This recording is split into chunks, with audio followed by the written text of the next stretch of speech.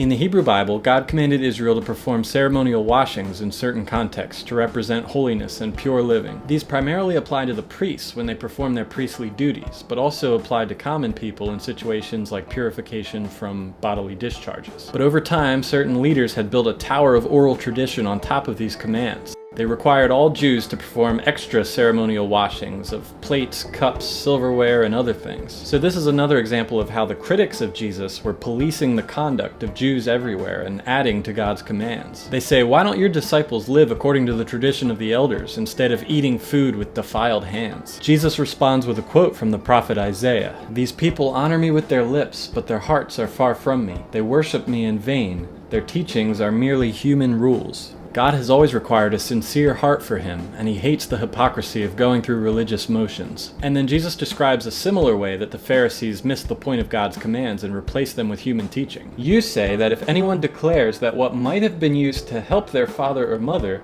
is korban, then you no longer let them do anything for their father or mother." A korban offering was an offering set aside for God, which in itself is a great thing to do. But these Pharisees were teaching people to prioritize the korban offering over caring for their aging parents. So people would have this money that would really benefit their family members. And the Pharisees were butting in and saying, if you want to be really righteous, you should give that money to God. So Jesus is pointing out that what God actually commanded is that people would honor their father and mother. Then Jesus says nothing outside a person can defile them by going into them. Rather, it is what comes out of a person that defiles them.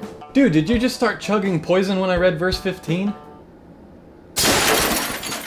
His point is that sin isn't defined by the types of food people eat or whether or not they perform a ceremonial washing before dinner time. Food just goes through the body. Hands get dirty again. What's truly sinful and defiling is the thoughts and attitudes of a person's heart. And then he lists several examples of sin that originate in the heart and in the mind. If you want to live a life that pleases God, don't just look at the external rituals and behaviors you perform. These are just symptoms of an underlying spiritual reality. Jesus wants to restore the image of God in us, to bring us back into relation with our Creator and make us everything we were meant to be. And it starts with the heart. The next story takes us into Gentile territory, and we come across this woman who's a Canaanite or a Syrophoenician. There are multiple levels of social stigma here. Being a Gentile, she would have been considered unclean and an outcast from God's covenant promises. Jews in this day would often refer to Gentiles as dogs. And being a woman, she would have been considered an unteachable second-class citizen.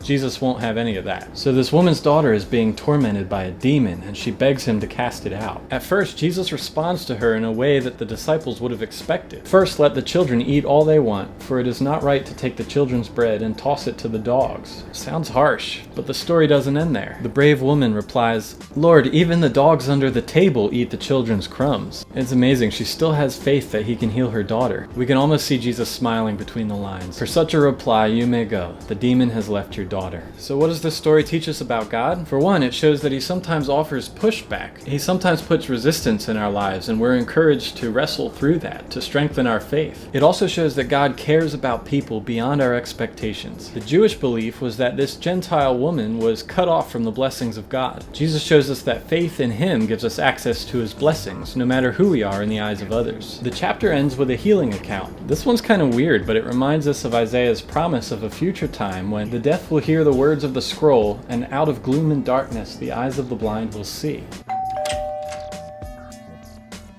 Oh good, Rodney's here. Who's Rodney? He's a builder. I just texted him to come fix your roof. What a weird coincidence. Come here, come here. This is perfect. Jesus heals a deaf and mute man in this part of the story. So, let's see how he does it. Okay, it says he put his fingers in the man's ears. Alright, just hold still. After spitting, he touched the guy's tongue. I guess I spit on my finger. Then he looked up to heaven and gave a deep sigh and said, Ephatha.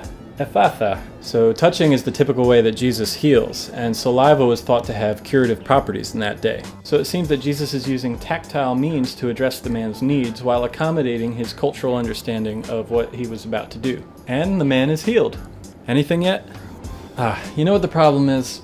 I'm just a normal dude. And the whole point of these stories is to show that Jesus is the Son of God. The power of God was working through Jesus to authenticate his message. So Jesus heals the man and he warns him about spreading the news, but people continue talking about Jesus and everything that he's done for them. Alright, let's get this roof fixed.